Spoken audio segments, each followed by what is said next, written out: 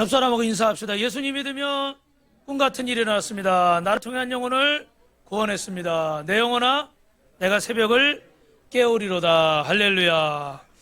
여러분, 한겨레 신문에 2020년에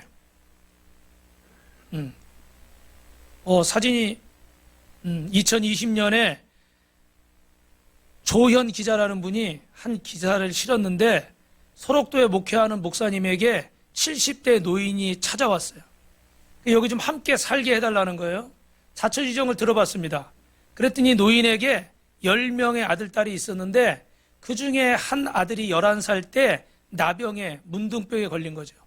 그때 당시에는 마땅한 치료법이 없어서 격리를 해야 되는데 이 소록도로 아들을 보내기로 하고 그 아들과 함께 이렇게 전라도로 내려가고 있었어요. 그런데 거기 근처에 도착을 해보니까 막 손이 문드러지고 코가 없고 귀가 떨어지고 이런 나환자들이 많은 거예요. 너무 이 아버지가 마음이 속상하고 괴로워서 이 자식을 또 여기 두고 가자니 발걸음이 안 떨어져. 그래서 어떻게 해요? 너랑 나랑 같이 물에 빠져 죽자 그러고 물에 빠지려고 그러는 거예요.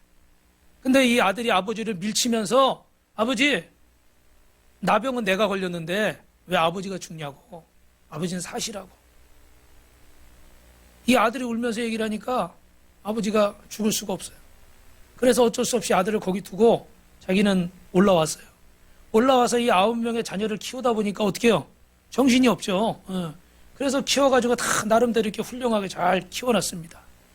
그런데 이제 자식들 신세가 져야 될 나이가 되니까 이 자식들이 첫째 집에 가니까 좀 이따 둘째 집 가라고 그러고 둘째 집 가라고 그러니까 또 어떻게 해요? 좀 이따 셋째 집 가라고 그러고 뭐 이렇게 되는 신세가 돼버렸어요. 그러다 보니까 참 여러 가지 생각이 많이 들어요. 그래서 어떤 아들이 생각나요.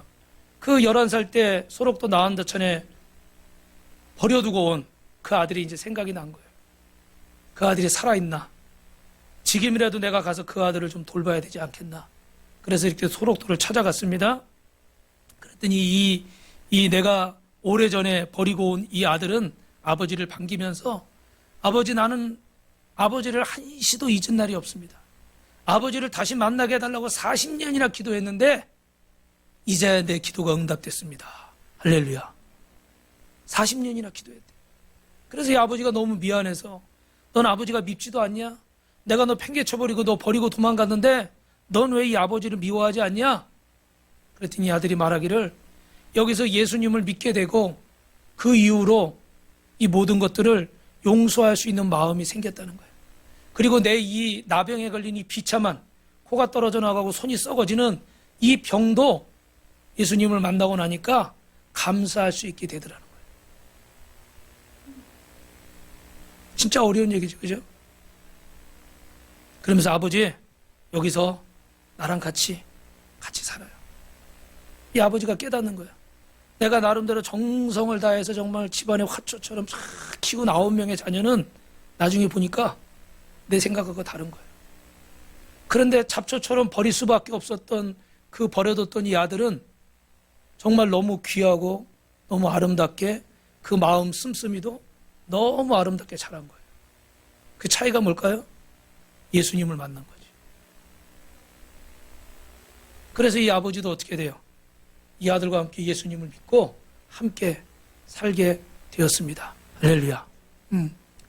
여러분, 이 신문에 난 내용이에요. 아버지는 그때서야 내 힘으로 내 뜻대로 되는 것이 아니라는 걸 깨닫고 예수님을 믿게 됐습니다. 여러분, 하나님의 말씀이 사람의 마음밭에 떨어지면 놀라운 변화가 일어나는 줄로 믿습니다. 할렐루야. 저주받은 운명을 바꾸고 가장 불행했던 사람을 가장 아름다운 사람으로 만들고, 아멘. 가장 추악했던 사람을 거룩한 사람으로 만드는 것이 하나님의 말씀인 줄로 믿습니다. 그래서 여러분, 하나님의 마음, 이 말씀이 이 마음의 옥토에 떨어지면, 좋은 밭에 떨어지면 열매가 맺히는 거예요. 어떻게 우리가 하나님의 말씀을 매주 아니면 매일 이렇게 말씀을 받고 있는데 어떻게 하면 내가 이런 결실을 맺을 수가 있을까? 여러분 먼저 따라하십시오. 말씀을 빼앗는 자로부터 말씀을 지키십시오.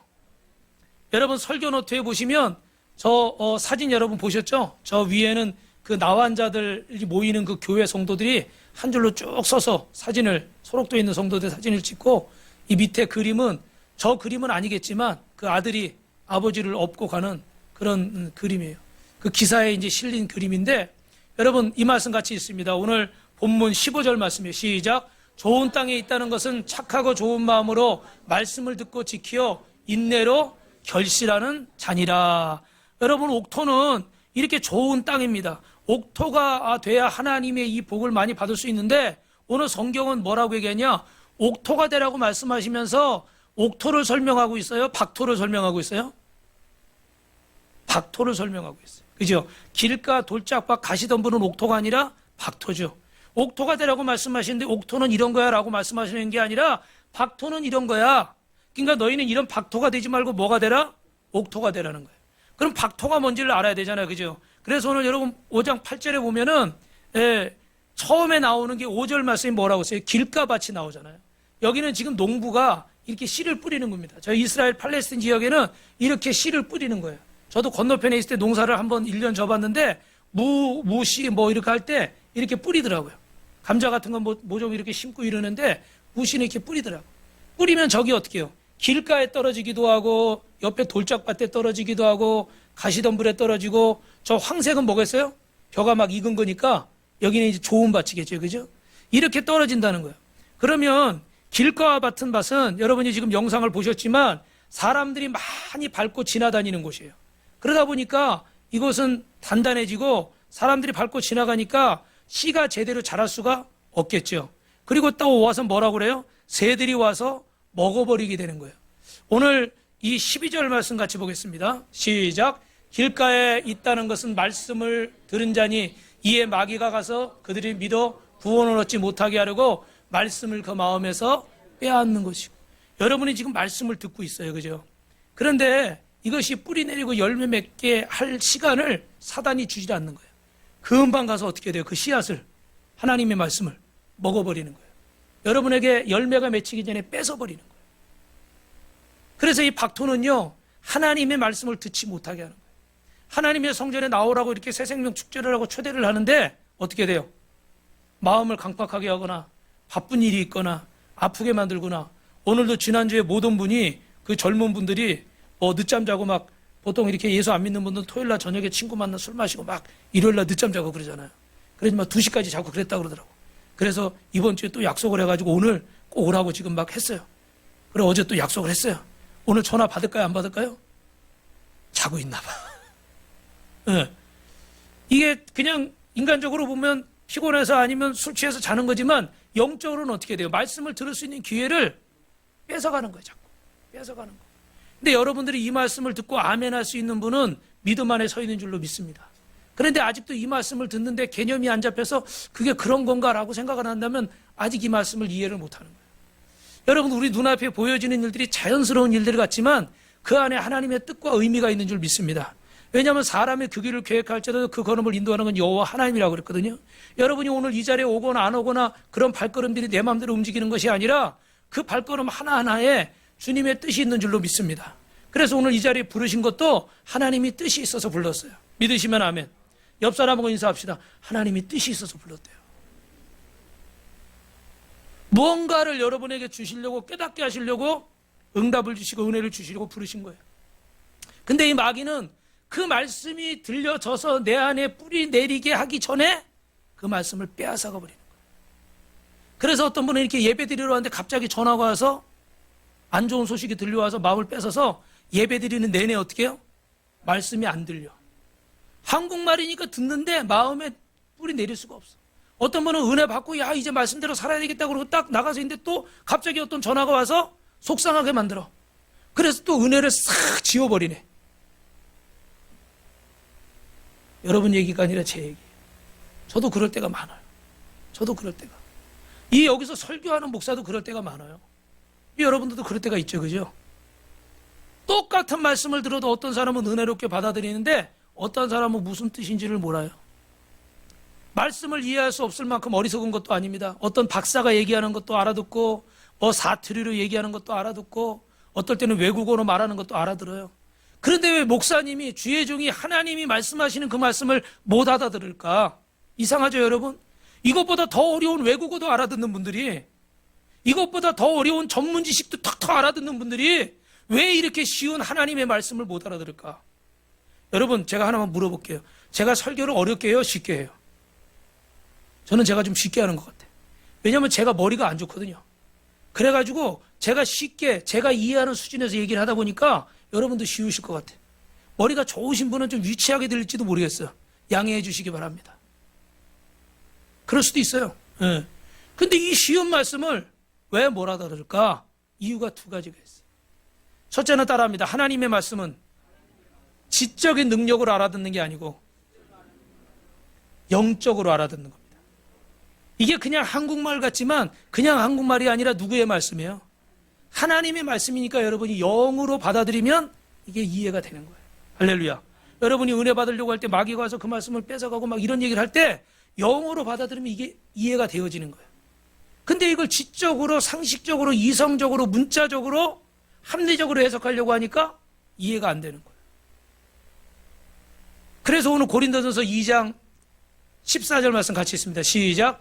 육에 속한 사람은 하나님의 성령의 일들을 받지 아니하나니 이는 그에게는 어리석게 보임이고 또 그는 그것들을 알 수도 없나니 그러한 일은 영적으로 분별되기 때문이라. 제가 조금 전에 드린 말씀이에요.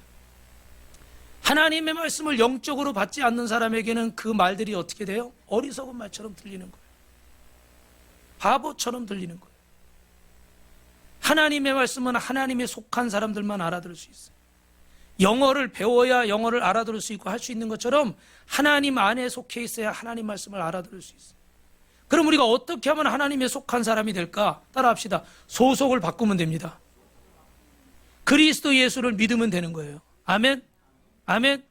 옆 사람하고 인사합시다. 예수를 믿으면 소속이 바뀝니다. 여러분, 예수를 믿으라는 것은 잘 들으셔야 됩니다. 죄에서 구원을 받아야 되기 때문이에요. 오늘 저와 여러분은 죄로 인해 죽을 수밖에 없고 지옥 갈 수밖에 없는데 예수님이 십자가의 보혈의 공로를 통해서 우리는 구원을 받고 천국 백성이 된 줄로 믿습니다. 그런데 나는 죄 없다 하는 이상, 나는 잘못이 없다, 다 저 사람 잘못이다 하는 이상 하나님과의 관계가 진전이 있을까요, 없을까요? 어떤 사람이 둘이 뭐 문제가 있었어요. 그러면 내가 가서 내가 먼저 좀 미안했다, 내가 좀 흥분했다, 내가 오해했다. 그러면 그 사람도 어떻게 할까요? 그래, 그럼 미안하다, 나도 뭐 어떻게 했는데 나도 좀 오해한 것 같다.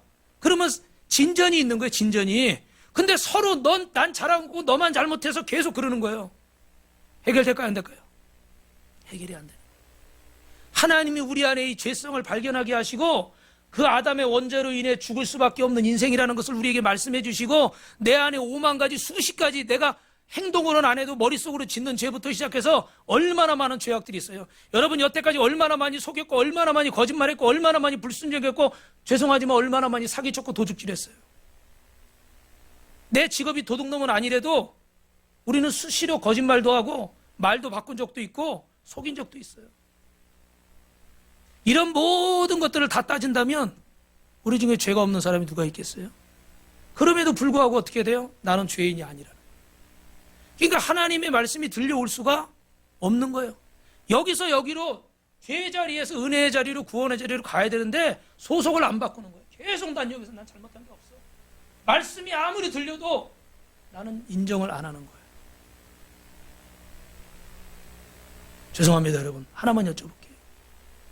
좀 곤란한 질문인데 하나님의 말씀이 잘못됐을까요? 죄송합니다. 내가 잘못됐을까요?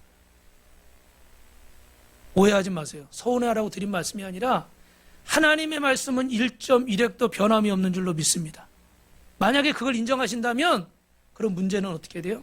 나에게 있는 거예요.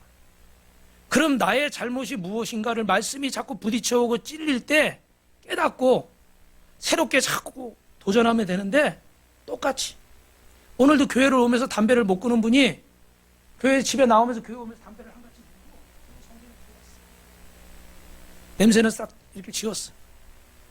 그런데 다음 주에는 어떻게 돼요? 내가 예배 드리러 가는데 담배를 피지 말아야 되겠다. 할렐루야. 말씀이 부딪혀 오면 도전을 해야 되잖아요. 근데 똑같이 습관 따라 또 하고 앉았다 또 하고 또 하고 또 갔어요. 변화가 있을까요, 없을까요? 한 주간 아무 변화도 없는 거예요. 말씀이 부딪혀 오질 않으니까. 도전을 안 하니까. 그래서 우리 예진 선생님이 몇 년 전에 저한테 그런 얘기를 하더라고요. 제가 설교가 좀 몇 년 전에 바뀌었어요. 그전에는 사실 그 큰 교회에서 있기 때문에 교육자 직원들이 한 200명 되니까 경쟁이 심해요. 그래서 저는 29살에 목사 안수를 받았는데 그러니까 그냥 살아남으려고 설교를 무조건 잘해야 돼. 찬양도 잘해야 돼. 무조건 잘하는 거에 뭐 초점이가 있었어. 여러분 이해를 잘 못하실지 모르지만 그러니까 나 무조건 잘해야 돼. 내 실력은 안 되니까 다른 유명한 목사님들 설교도 뭐 좋은 예와 뭐 막 찾아가지고 막 설교를 만들어서 진짜 그것만 보면 내용이 너무너무 좋아. 재밌는 것도 많고 감동적인 것도 많고. 그래서 이렇게 들으면 우리 예진 씨가 그러더라고. 어릴 때부터 설교를 들었잖아요. 그러니까 그 전에 아빠 설교는 듣는 순간에 재밌었대. 근데 한 주간 동안 이렇게 묵상을 하려고 그러면 묵상이 잘 안 돼. 그냥 좋고 재밌고 그러고 지나갔어. 화려하게. 일주일 동안 내 마음에 그렇게 깊이 박히는 말씀이 아니었대요. 그렇다고 오해하지 마세요. 매번 그랬다는 건 아니고, 또 너무 제가 낮추니까 여러분이 또 저를 너무 낮게 볼 수도 있고. 그랬대. 근데 하여튼간 말씀을 이제 좀 바꿔서 화려한 것보다 정말 영의 말씀을 전해야 되겠다고 그러고 노력을 하고 있는데, 그러니까 한 주간 동안 말씀이 묵상이 되더라는 거예요. 아, 그 말씀대로 살아야지. 그 말씀대로 살아야지. 할렐루야. 도전을 받는 거예요. 도전을 받으니까 말씀이 부딪혀 오니까 죄에 대한 각성이 일어나고 진지하게 죄를 고백하게 되고 하나님의 은혜가 임하는 거예요. 할렐루야. 사랑하는 성도 여러분, 하나님의 말씀은 여러분이 지적으로 들으시면 안 되고 영적으로 받아야 될 줄로 믿습니다. 그러려면 여러분이 이 죄의 자리에서 구원의 자리로 오시기를 주님의 이름으로 축원합니다. 우리 옆 사람하고 인사합시다. 성도님은 이미 구원 받았습니다. 그러면 또 이렇게 하나님 말씀이 들리지 않는 원인이 뭐냐? 하나님 말씀을 듣는데 따라합시다. 우리 마음을 혼미케 하는 세력이 있습니다. 조금 전에 이렇게 씨앗이 내리면 어떻게 돼요? 새들이 와서 먹어버리고 밟히고 그 영적으로 사단이 어떻게 해요? 뺏어버린다고 그랬잖아요. 그죠? 그래서 고린도후서 4장 4절 읽어봅니다. 시작. 그중에 이 세상의 신이 믿지 않은 자들의 마음을 혼미하게 하여 그리스도의 영광의 복음의 광채가 비치지 못하게 함이니 그리스도는 하나님의 형상이니라. 할렐루야. 여기 여러분 성경은 우리 마음을 혼미케 하는 세력을 뭐라고 얘기했어요? 이 세상의 신이라고 얘기하고 있어요. 그죠? 이 세상의 신은 다른 성경에 보면 에베소서 2장 2절에 보면 그때 너희는 그 가운데서 행하여 이 세상의 풍조를 따르고 공중의 권세 잡은 자를 따랐으니 곧 지금 불순종의 아들들 가운데 역사하는 영이라. 불순종의 아들들 가운데 역사하는 영은 뭘까요? 사단, 마귀를 말하는 거예요. 그럼 마귀가 우리의 마음을 어떻게 하는 거예요? 혼미케 하는 거예요. 이 세상의 신인 마귀가 우리의 마음을 자꾸 흔들어 놓는 거예요.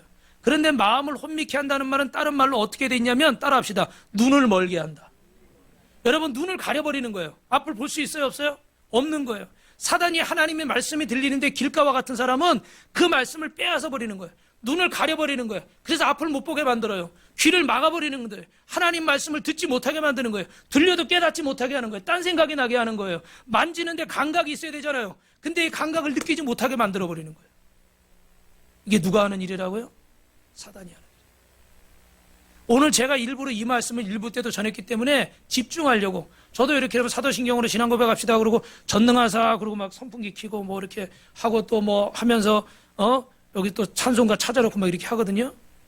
오늘은 일부러 제가 안 움직였어요. 저도 집중하려고. 이거 켜고 싶은데 가만히 있었어요. 그리고 전능하사 천지를 만드시는 제가 일부러 집중해서 했어요. 근데 느낌이 틀리더라고요. 뭐라 말할 수 없는 느낌이 틀리더라고요. 사단은 자꾸 우리 마음을 분주하게 만드는 거예요. 지금도 말씀을 들으면서 본질에 충실해야 되는데 아까 나한저춘 얘기했으니까 소록도가 어떤가 또 이 생각하고 있어. 집에 가스불은 껐나? 뭐 다른 막 여러 가지 여타의 것들을 막 줄기줄기 엮어가지고 막 우리의 눈을 가리는 게 누가 하는 거라고 여러분? 사단이 하는 거예요. 그래서 우리의 때로는 영적인 눈을 감기고 영적인 귀를 멀게 하고 영적인 감각을 마비시키고 영적인 양심을 마비시켜버리니까 불신앙과 불순종이 죄인지도 모르고 그렇게 막 살아가는 거예요. 하나님 말씀을 들리지도 않게 하고 믿어지지도 않게 합니다. 마음을 강팍하게 하지 마시기를 주님의 이름으로 축원합니다. 악한 자의 방해가 있다는 것을 여러분이 깨닫고 인정하고 더욱더 주님의 말씀 앞에 뭐 하려고 해야 돼요? 집중하시려고 해야 돼요. 경청하시려고 해야 돼요. 할렐루야. 귀를 쫑긋 세워서 그 말씀을 들으려고 해야 돼요. 불신앙의 말을 하지 말고 자신을 살펴서 죄를 깨닫고 하나님을 더 알기 원한다고 고백하시기 바랍니다. 아멘. 그럼 주님께서 역사하시는 거예요. 저는 여러분 지난주에 우리 새생명 축제였잖아요. 토요일 날 이렇게 준비를 다 마치고 여러분 보내놓고 저도 이렇게 8시쯤에 이렇게 기도를 하는데, 이제 죄송하지만 여러분 제가 책임자니까 걱정이 되죠. 몇 명이나 올래나, 뭐 내일 이렇게 순서는 문제가 없어야 되고, 뭐 이런저런 걱정들을 막 하고 있는 거예요. 그래서 좀 한편으로 하면서도 마음이 근심 걱정이 좀 있어요. 그런데 제 마음속에 주님이 이런 말씀을 딱 주시더라고요. 이건 너의 잔치가 아니라 나의 잔치다. 깨달았어요, 여러분? 내가 막 하지만 이게 내 잔치가 아니야. 착각할 수 있잖아요. 내 잔치가 아니야. 내가 김 목사가 빛과소금교회에서 김 목사가 하는 게 아니고 하나님이 여시는 잔치야. 아버지의 잔치야. 나는 아버지가 시킨 것을 청지기처럼 어떻게 해요? 전도하라면 전도하고, 음식 만들라면 음식 만들고, 설교 준비하라면 설교하고, 선곡 준비하라면 선곡하고, 찬양 준비하라면 찬양 준비하고, 물질로 헌신하라 성결하라 그러면 물질로 헌신하고, 할렐루야. 나는 주님이 시키는 대로 하는 자예요. 내가 주인이 아닌 거예요. 그 순간에 제 마음에 편안해지더라고요. 그래, 몇 명이 오든 누가 어떻게 잘했든 못했든, 그래서 여러분들이 제대로 전도를 안 해왔지만 제가 아무 말 안 하는 거예요. 왜? 내 잔치가 아니라 하나님의 잔치. 여기다 내 자존심을 걸고 내 뭘 걸어가지고 누구를 평가하고 뭐라 이럴 필요가 없는 거예요. 다만 부끄럽지 않으려면 주님이 전도하라 그러면 어떻게 해요? 전도하고, 전화하라 그러면 전화하고, 뭐 음식 만들어라고 만들고, 할렐루야. 예. 뭐 헌신해라 그러면 주머니 열고, 다만 하면 되는 거예요. 그래서 오늘도 약속한 사람들이 못 와서 인간적으로는 실망시켰지만 영적으로는 실망하지 않는 거예요. 왜요? 이 잔치는 너의 잔치가 아니라 하나님의 잔치다.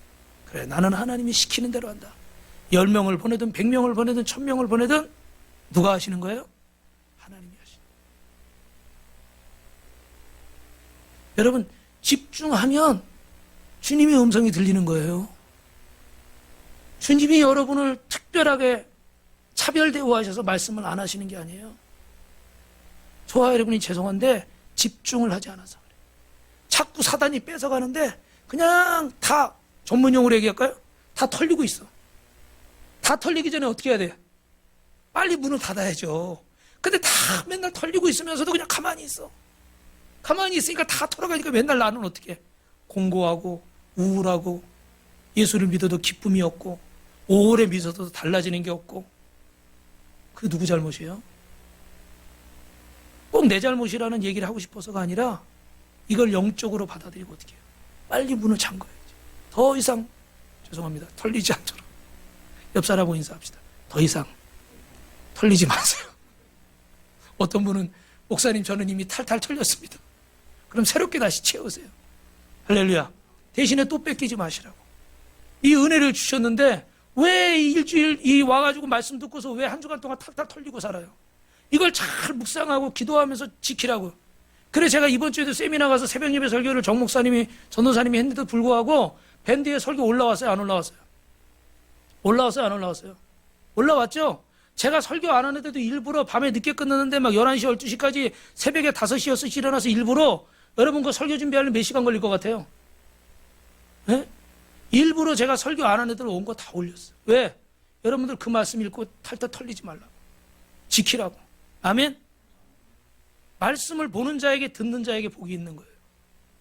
내가 변화되려고 해서 변화되는 게 아니라 말씀을 자꾸 듣고 말씀을 자꾸 읽고 은혜의 자리에 나와야 채워지는 거지, 내가 지키겠다 그래서 지켜지는 게 아니에요. 그러면 똑똑하고 잘난 사람은 잘하고 못나고 머리 나쁜 사람은 못하겠잖아요. 그렇지 않아요, 천국은. 그죠? 맞아요? 옆 사람하고 인사합시다. 하나님이 엄청 사랑하셔요. 두 번째로 여러분 따라합시다. 말씀으로 인하여 시험 받을 때 이기십시오. 그래서 여러분 두 번째는 뭐예요? 돌이 많이 섞인 박토예요. 군데군데 돌이 많아가지고 농사져 보시면 우리 어르신들은 아시겠지만 이게 씨를 제대로 뿌릴 수도 없고 나기도 어려워요. 그래서 여러분 오늘 말씀 13절에 보니까 제가 뭐를 지나갔나 보네요. 13절 시작. 바위 있다는 것은 말씀을 들을 때 기쁨으로 받으나 뿌리가 없어 잠깐 믿다가 시련을 당할 때에 배반하는 자다 그랬어요. 여기서 배반한다는 말은 이 내 생각이나 감정이나 판단을 따라가기 위해서 결정을 하기 때문에 순종을 말씀에 못하는 거죠. 그래서 돌박과 같은 마음은 말씀을 처음에는 기쁨으로 받아요. 아까 길가는 제대로 받지도 못하고 뺏기는데 듣지도 못하는 거예요. 근데 이번에 듣기는 듣고 받기는 받았어요. 그래서 뿌리를 좀 내리려고 하지만 뿌리를 내리지 못하는 거예요. 왜요? 시험이 찾아와. 시험이 찾아오면 어떻게 될까요? 금방 그 시험에 탈탈 털려버려요. 시험이 오면 좀 물리치고 좀 싸우고 몸부림도 치고 피 흘리기까지 죄와 싸우라고 그랬는데 몸부림 칠 생각이 없어. 그래서 설교를 듣고 은혜는 잘 받아요. 그런데 아까 말씀드린 것처럼 은혜 받은 대로 살려고 그러면 어떻게 돼요? 사단이 가만둬요? 자꾸 방해하죠. 그죠? 그럼 그것과 싸워서 이겨내야 되는데 싸울 의지가 없어. 그냥 그래 알았어. 다 가져가. 다 가져가. 다 가져가. 문 열렸으니까 다 가져가. 비밀번호까지 가르쳐줘. 털어가라고. 지키질 못해요. 은혜를 받아도. 근데 이런 일이 계속 반복되면 마음이 어떻게 될까요? 깔아지는 거예요. 디프레션 되는 거예요. 낙심이 돼서 어떻게 돼요? 어떤 분은 교회에도 멀어지고 심지어는 어떻게 될까요? 주님과 영원히 멀어져 버려요. 왜? 내가 해도 안 되는 거예요. 은혜를 받는데 은혜대로 살려고 몸부림을 못 치고 그냥 은혜를 맨날 빼앗겨 버리니까 은혜 받아야 소용이 있어요? 없어요? 소용이 없는 거예요. 씨를 뿌렸으면 물을 주고 그것이 날 때까지 기다려서 열매가 맺히면 그 다음에도 농사의 기쁨을 하니까 또 심는 거예요. 근데 이제는 어떻게 씨를 줬는데 그냥 다 사라져 버리니까 열매의 기쁨을 모르니까 할 맛이 나요, 안 나요? 할 맛이 안 나요. 그렇죠? 이해되시죠, 여러분? 그러니까 여러분에게 자꾸 제가 기도하라고 그러고 목사님이 예배 나오라고 그러고 뭐 하라고 그러고 자꾸 하는 게 저는 우리 여러분들 다 마찬가지지만 특별히 우리 장석진 집사님이 금요일 날 출근했다가 저녁 때 철야 예배 드리고 그 거리가 멀어요. 와가지고 또 저녁 때 목장 리더 양육하느라고 11시까지 하는데 사실 인간적으로 너무너무 미안해. 이번 주에도 미안해. 그런데 제가 이렇게 말했어요. 인간적으로는 미안하지만 영적으로 이게 집사님이 영이 사는 길이고 하나님 앞에 더 가까워지는 길이기 때문에 나 미안해도 시키는 거니까 그러니까 거기까지밖에 못하겠네. 왜 제가 여러분 피곤한데 왜 아픈데 왜 힘든데 왜 바쁜데 왜 전들 여러분을 괴롭히고 싶으세요? 그냥 여러분은 나올 때 편하게 와서 그냥 한번 예배 드리고 오기 싫으면 온라인으로 한번 하고 그것도 아니면 말고 그냥 헌금이나 하라 그러고 그러면 여러분 어떻게 되겠어요? 당장은 편해요. 그러나 어떻게 돼요? 여러분의 영은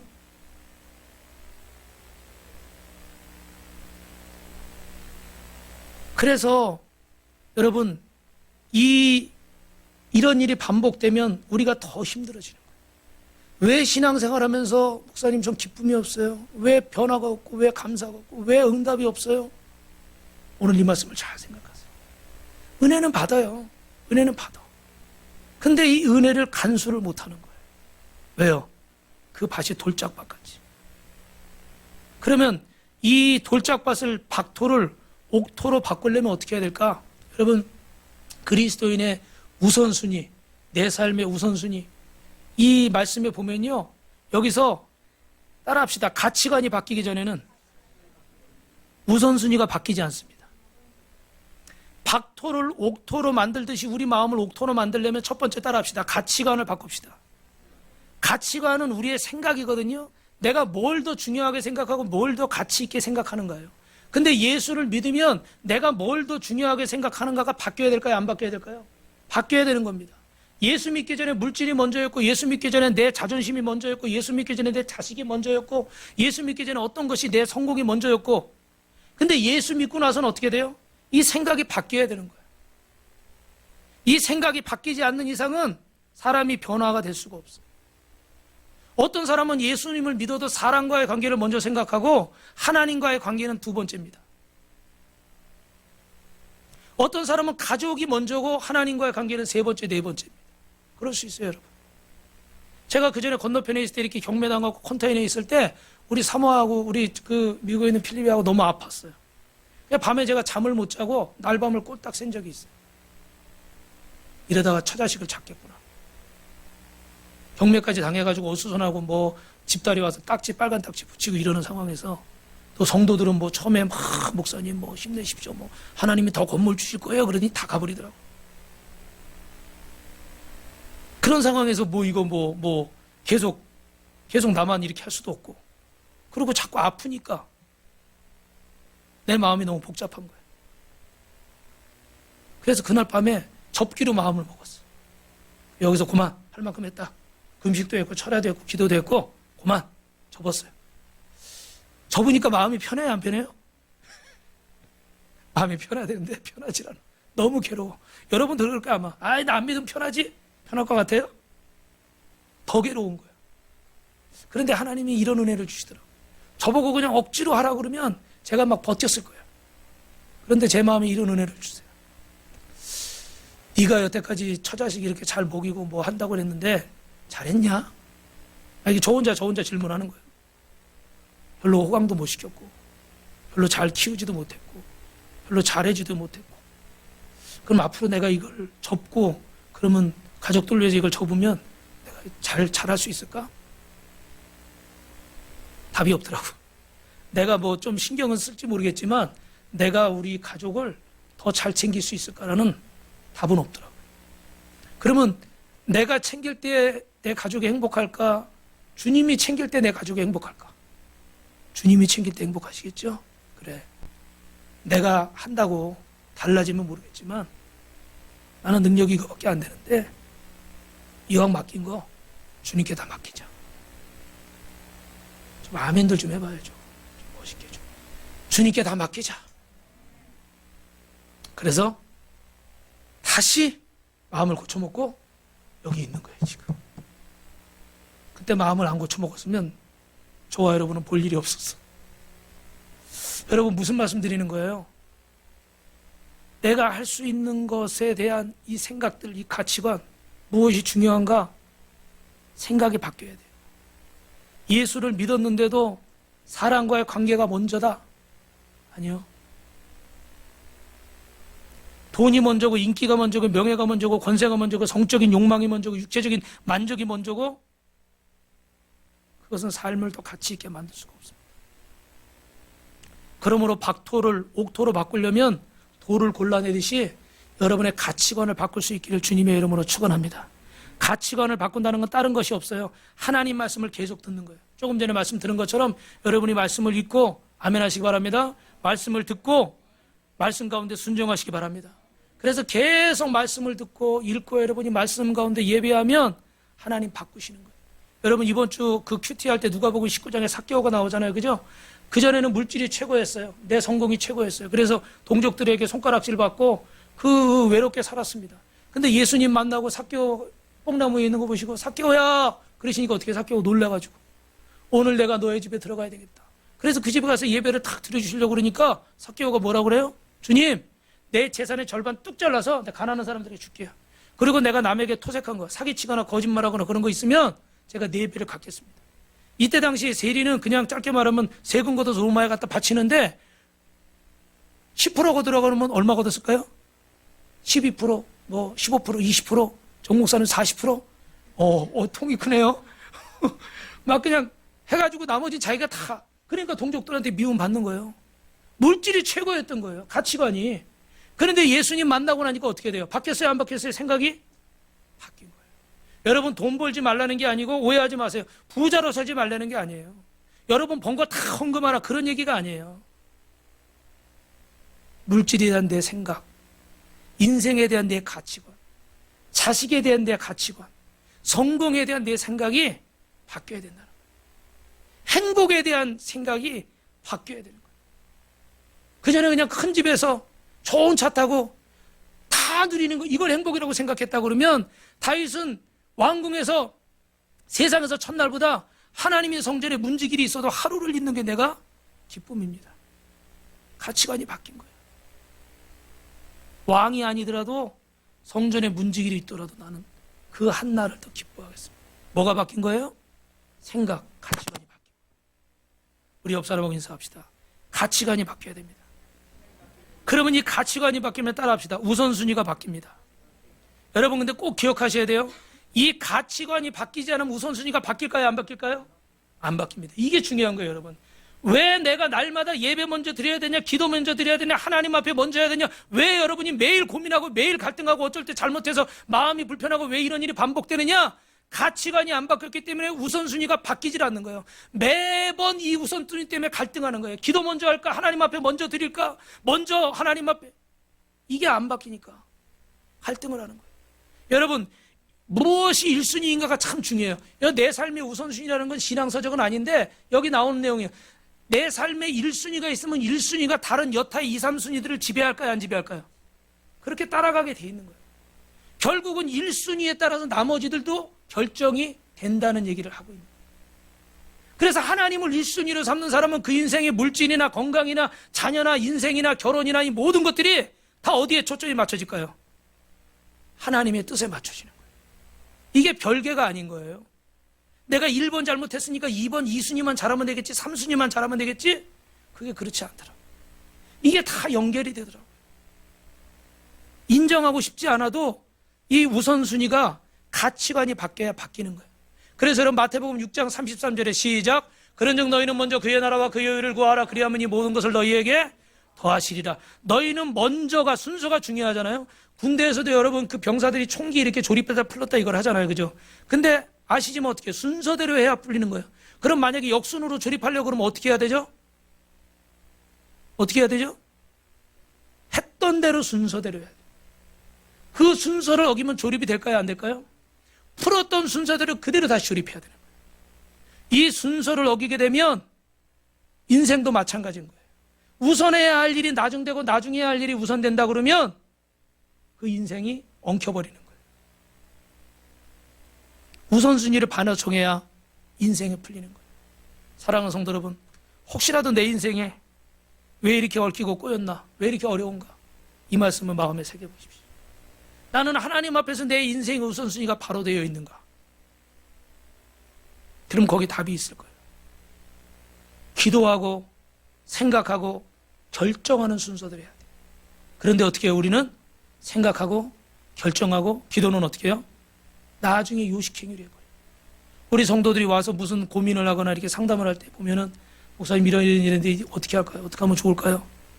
그러면 어떻게 좀 충고를 하고 하나님 말씀을 하고 같이 기도할 수 있잖아요. 그죠? 그런데 대부분은 와서 이렇게 얘기할 때 보면 이미 뭐 하고 와요? 결정하고 와서 물어보는 거예요. 결정을 이미 마음을 정했기 때문에 이야기를 해줘도 바뀔까요? 안 바뀔까요? 잘 안 바뀌는 거예요. 그래서 제가 여러분 드린 말씀이 있죠. 이건 제가 만든 거예요. 약국 가듯이 하지 말고 어디 가듯이 하라고 그랬어요. 병원 가듯이 하라고. 네. 요즘은 안 그렇지만 옛날엔 약국은 어땠어요? 가가지고 배 아파요. 뭐 페스탈 주세요. 뭐 소화 안 돼요. 가스혈병 주세요. 그죠? 내가 그냥 다 약사 다 해버려.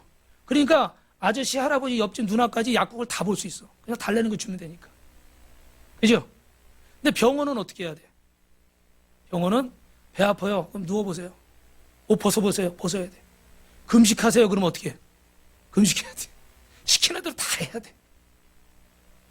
그래서 기도할 때 약국 가듯이 하지 말고 제가 뭐 하듯이? 병원 가듯이.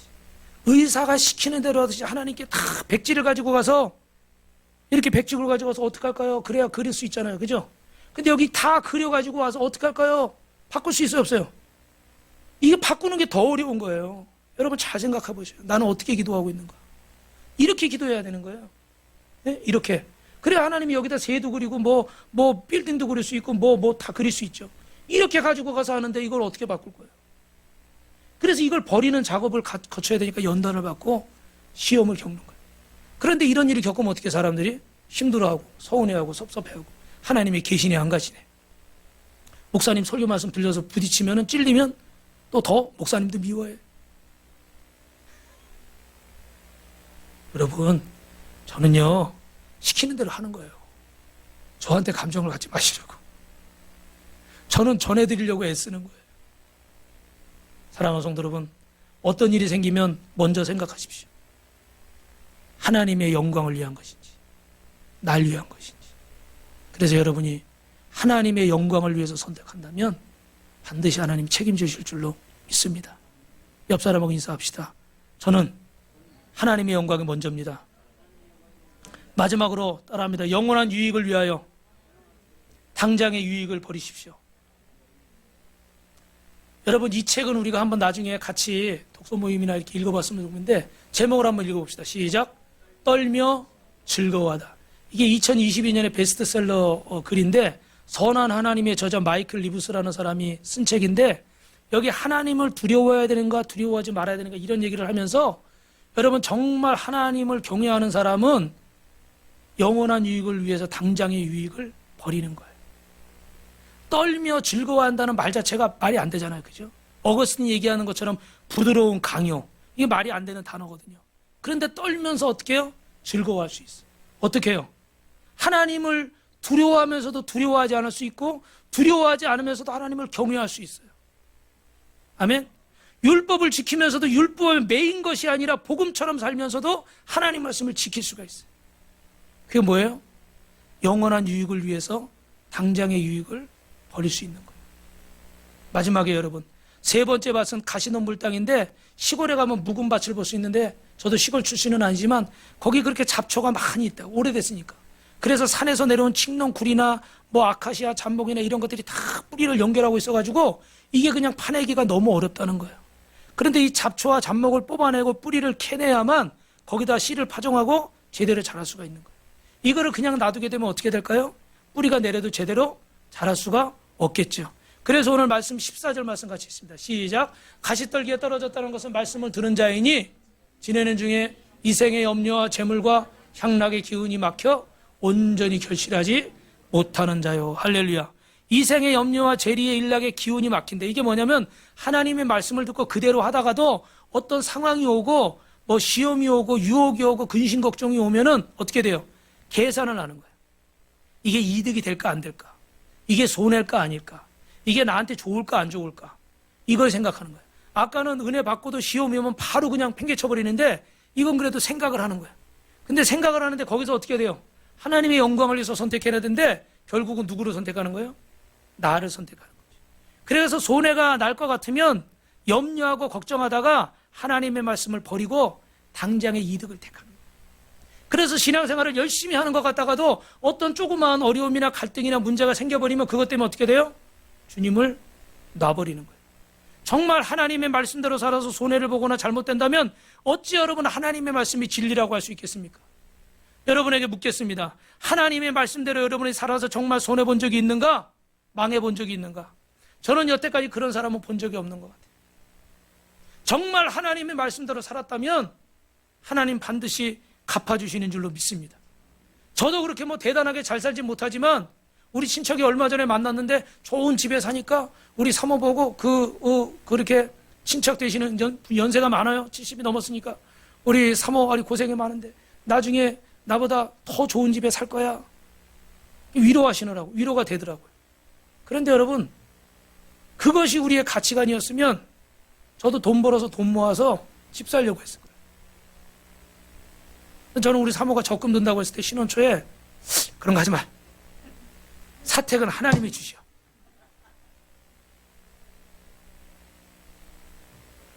그런데 40 넘어서 청약저축 처음으로 넣었어요. 본인이 가야 되잖아요. 가기 싫더라고. 난 끝까지 이 믿음을 지키고 싶은데 개척해가지고 어려우니까 그거라도 드러나야 되겠더라고. 몇 번 벗는지 모르겠어요. 제가 중간에 또 막 그 경매당하고 그래서 못 벗고 막 그랬는데 국민연금도 그래서 그 서울에 있을 때 10년 벗는데 지금 안 본 지 한 10몇 년 된 것 같아요. 네. 걱정이 되죠. 노후는 어떻게 할 건가? 자식들은 어떻게 할 건가? 우리는 어떻게 살 건가? 근데 순간순간 마음이 흔들릴 때가 있어요. 고민이 될 때가 있어요. 걱정이 될 때가 있어요. 우리 교회 처음 오시는 분들은 다들 목사님 걱정을 해주시더라고요. 교회가 이렇게 크니까 목사님이 굉장히 좋으시겠구나. 할렐루야. 다들 그렇게 생각하는 거죠. 근데 여러분, 물론 여러분이 헌신해 주기 때문에 또 제가 이렇게 목회를 할 수 있지만 제가 바라보는 분은 하나님이지. 또 갱년기 증세가 나오려고. 오랜만에 나오는 거예요. 그죠? 제가 바라보는 분은 하나님이지 사람이 아니에요. 사람을 바라봤으면 벌써 목회를 못했을 거예요. 왜냐하면 너무 실망하는 적이 많거든. 너무 배신당하는 적이 많거든. 너무 믿었다가 낙심하는 적이 많거든요. 여러분도 그렇죠? 그런 일들이 비일비재하잖아요. 그래서 우리는 하나님을 바라보는 거예요. 하나님이 정말 우리의 인생을 책임지지 못할 뿐이라면 저는 아마 목사가 되지 않았을 겁니다. 물론 단기적으로는 내 생각대로 안 될 때가 있어요. 그런데 결과를 놓고 장기적으로 보면 결국은 하나님이 정말로 여러분을 책임지시고 복 주실 줄로 믿습니다. 옆 사람하고 이렇게 인사하세요. 하나님이 끝까지 책임져요. 걱정 좀 붙들어 매요. 이것도 하시라고. 시작. 여러분, 주식이나 만약에 펀드에 투자하는 사람이 있으면 자기 통장에서 돈을 꺼내서 투자를 할 거 아닙니까? 그죠? 그러면 통장의 잔고가 줄어요, 안 줄어요? 줄어들죠. 그러면 이 사람이 이걸 손해라고 생각합니까? 손해라고 생각지 않아요. 왜? 내가 이걸 더 많은 이득을 위해서 내가 투자를 한 거니까 그 다음에 더 많은 이득이 생길 거라 생각해서 기대를 하는 거지, 내 통장 잔고 줄었네 그러고 근심하는 사람이 없어요. 그런 사람은 투자를 못하죠. 여러분, 하나님 앞에 투자를 하는데 이걸 책임을 못 질 것 같다 그러면 투자를 할 수가 없는 거예요. 그런데 여러분, 세상의 투자는 잘못할 수도 있어. 그죠? 잘못해서 손해보는 경우도 많이 있어요. 그러나 하나님의 말씀은 변함이 있어요, 없어요? 1.1획도 그분의 말씀은 변함이 없어요. 하나님은 천지를 창조하시고 오늘도 만물을 주관하시고 인간의 생사화복, 저와 여러분의 생사화복을 주관하시는 분들로 믿으시면 두 손 들고 아멘 하시기 바랍니다. 할렐루야. 아멘을 좀 크게 하세요. 할렐루야. 할렐루야. 이 말씀대로 여러분이 믿으시면 이것도 순종이에요. 이 말씀대로 믿으시면 하나님이 여러분을 책임지실 줄로 믿습니다. 그러면 여러분, 오늘 제가 전에 서울에서 사역할 때 그 목사님이, 제가 20년 가까이 있었는데 그 목사님이 항상 해마다 하는 말씀이 있어요. 뭐 교회도 있고 기도원도 있고 뭐 많으니까 교직원도 많고 뭐 재정도 많이 들어가고 그러니까 항상 부담이 있죠. 그런데 항상 하는 얘기가 뭐냐면 매월 따지면은 적자 날 때가 많다는 거야. 그래서 이거 어떡하나, 월급은 어떻게 주고 이거 운영은 어떻게 하나, 이럴 때가 많다는 거야. 그런데 연말에 가서 보면 그 적자가 다 메꿔지더라는 거예요. 할렐루야. 그래서 저는 그 얘기를 잊을 수가 없어요. 저는 뭐 부교육자니까 그런 걱정을 안 했지만 담임 목사님이니까 걱정을 하겠죠. 그죠? 근데 지나고 나서 보면 결국 연말에 가서 보면 하나님이 책임을 다 지시더라는 거예요. 오늘 사랑하는 성도 여러분, 하나님 앞에서 우리 성도들이 행복하게 살 수 있는 방법을 마지막으로 3가지 말씀드리고 오늘 말씀을 마치겠습니다. 여러분, 그 제목 한번 읽어보십시오. 전능자의 그늘. 지난주에 말씀드렸던 그 에디오피아, 이 에디오피아가 아니죠. 아우카족에 선교를 했던 짐 엘리어 선교사가 쓴 이 책입니다. 짐 엘리어 선교사에 관해서 쓴 책인데 그가 한 말이 있죠. 영원한 것을 위해서 영원하지 않은 것을 버리는 자는 결코 바보가 아니다. 짐 엘리엇이 하나님 앞에서 가졌던 3가지 생각이 있어요. 첫 번째 따라합니다. 생각을 단순하게 하라. 두 번째, 마음을 겸손하게 하라. 세 번째, 언행을 순결하게 하라. 여러분, 생각이 복잡하면 그 생각이 얽혀서 빠져나오지 못하는 거예요. 이게 손해가 되나 이익이 되나 뭐 하나 이러고 따지고 있으면요 안 되는 거예요. 근데 짐 엘리엇은 20대 나이에 하나님이 기뻐하신 일이 뭘까? 한 가지만 생각한 거예요. 다른 어떤 것들을 생각하지 않았어요. 하나님이 기뻐하신 일을 해야겠다. 그리고 그 다음에 어떻게 돼요? 백인들만 죽인다는 그 식인종 같은 아우카족이 있는데 내가 여기를 가야 되겠다. 그래서 두 번째, 마음을 겸손하게 했는데 여러분, 그 아우카족을 위해서 기도로 준비하면서 무려 6년을 준비했어요. 6년을 준비하는데 여러분, 6년을 기다린다는 게 쉬운 일은 아니죠. 그죠? 젊은 나이니까 막 내가 뭘 하려고 막 이렇게 할 수도 있겠죠. 그죠? 그런데 6년을 기다리는 거예요. 우리는 하나님 앞에서 겸손해야 되는데 자꾸 토를 다는 거야. 어떤 말씀에 대해 자꾸 토를 다는 거야. 토를. 이유를 자꾸 달고 뭔가를 자꾸 따지고 들고. 여러분, 너무 서운해하지 마세요. 그럼 목사님 아무 말도 하지 말라는 겁니까? 네. 참 얘기하기 어렵지만 하나님의 말씀을 믿고 가라는 거예요. 그런데 겸손한 마음이 있을 때 이것이 가능한 거예요. 내 생각이 맞은데 우리 아이들이 어릴 때는 제가 시키는 대로 다 하더라고요. 그러니까 크니까 어떻게 돼요? 말들이 많아. 한마디 하면 2마디, 3마디, 4마디. 왜? 아는 게 많아졌거든요. 이건 이게 아닌데. 운전도 이건 아닌데. 뭐도 이건 아닌데. 그리고 엄마 아빠가 이렇게 하는 거 보니까 답답해. 어릴 때는 다 대단해 보이는데 커서 보니까 다 답답해. 왜 저렇게 살지? 왜 저렇게 하지? 왜 저렇게 당하고 살지? 왜 저렇게 바보같이 살지? 막 자기는 다 잘할 것 같지. 그 마음이 겸손하지 않은 마음. 당신이 똑똑하지 않다는 얘기가 아니라, 당신이 바보라는 얘기가 아니라 겸손하지 않은 거예요. 내 생각이 있고 내 계획이 있어도 우리 집사님들 중에 기도할 때 항상 그 기도해 주는 분이 있더라고. 우리 목사님 중심으로 우리 교회가 하나 되어서 그 마음으로 그 기도를 들을 때 제 마음이 어떻게 해요? 은혜를 30배, 60배, 100배로 받아요. 왜 또 아멘들을 안 하네. 은혜를 막 100배로 받아버려. 그 말만 들어도 너무 기분이 좋아. 왜? 여기 뭐 인생의 경험도 많고 세상에서 다 정말 내노라하게 그렇게 사셨던 분들도 계신데, 그럼에도 불구하고 하나님 말씀 앞에, 또 주의 종의 말씀 앞에 아멘, 이렇게 하면 더 잘 될 것 같은데, 저렇게 하면 될 것 같은데, 아, 왜 저걸 저렇게 하지? 이게 가만히 안 있거든요, 이게. 근데 입을 다무는 거예요. 왜요? 하나님 뜻이 있을 거예요. 하나님 목사님 통해서 뭔가 하려고 하시는 거지. 그게 겸손인 거예요. 바보 같아서 말을 못하는 게 아니고, 똑똑해서 말을 잘하는 게 아니라, 교만해서 말이 많고 겸손해서 말이 없다.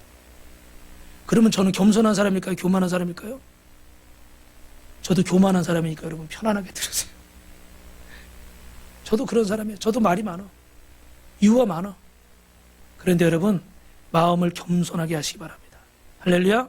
마지막 세 번째로 언행을 순결하게 하는데, 오늘 지금 말씀드린 것처럼 영원한 것을 위해서, 영원하지 않은 것을 포기할 수 있는 이 믿음의 말을 하고, 여기에는 지금 안 나왔지만 그 아홉 가족을 향해 기도하러 갈 때 하나님 보내달라고 기도할 때 했던, 지난주에 했던 내용 기억하십니까? 하나님, 저를 빨리 아홉 가족에게 보내주십시오. 제 생명을 취하셔도 좋습니다. 저는 하나님의 것입니다. 저를 써주십시오. 그 고백 자체가 이 책에 보면 참 그런 간증들이 너무 마음을 찔리게 하더라고요. 우리 이 책도 나중에 같이 한번 읽어보시죠. 너무 마음을 찔리게 하고 우리를 너무 이렇게 경건하게 만드는 것 같아요. 사랑하는 성도 여러분, 말씀을 마치겠습니다. 농부는 씨를 뿌리기 전에 자신의 밭을 옥토로 만드는 거예요. 여러분, 시골에 가다 보면 이렇게 흙을 뿌리는 경우가 있더라고요. 그걸 객토라고 그래요. 왜 그러냐면 그 땅에서 농사를 많이 졌기 때문에 비료주고 막 이러다 보면 나중에 열매가 잘 나와요, 안 나와요? 계속 지면 열매가 안 나오잖아요. 그래서 이스라엘도 7년마다 이렇게 어떻게 안식년을 주잖아요. 그래야 영양분이 나오니까. 그래서 새 흙을 깐다는 건 뭐예요? 더 이상 열매를 잘 못 맺으니까 새로운 흙, 객토라고 그래요. 그걸 객토를 깔아가지고 다시 거기다 농사를 짓는. 사랑하는 성도 여러분, 오늘 여기 젊은 사람들은 뭐 20대, 30대, 이제 뭐 40대, 50대, 60대, 70대 계신데, 오늘 여태까지 인생을 참 열심히 살아오셨죠. 그런데 한 가지 꼭 드리고 싶은 말씀은, 내가 이렇게 인생을 이러이러하게 살아와 봤는데 과연 이 인생의 결과가 어떠한가? 내 삶의 결과들을 한번 보시면서, 그럼 내가 이제 더 이상 앞으로도 내가 이 방법으로 살 것인가? 내 방법으로 살 것인가? 아니면 이제 거기다 하나님의 말씀의 객토를 확 뿌려서 이제는 정말 하나님의 방법으로 살 것인가? 할렐루야. 결단하는 시간이 되시길 바랍니다. 반드시 하나님께서 여러분을 책임지시고 승리하게 하실 줄로 믿습니다. 우리 옆 사람하고 마지막으로 이렇게 얘기합니다. 말씀대로 살기로 결단합니다.